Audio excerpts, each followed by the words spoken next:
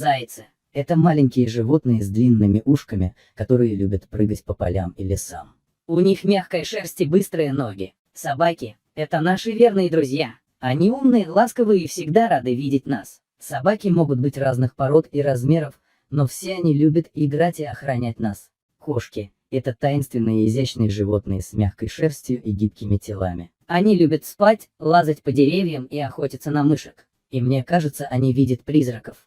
Мыши – это маленькие животные с мягкой шерстью и длинными ушками. Они живут в норах и могут быть очень быстрыми. Мышки любят съедать наше зерно и сыр. Ежики – это маленькие животные с иголками на спине. Они защищаются, сворачиваясь в клубок. Ежики полезны, так как они едят насекомых и ягоды.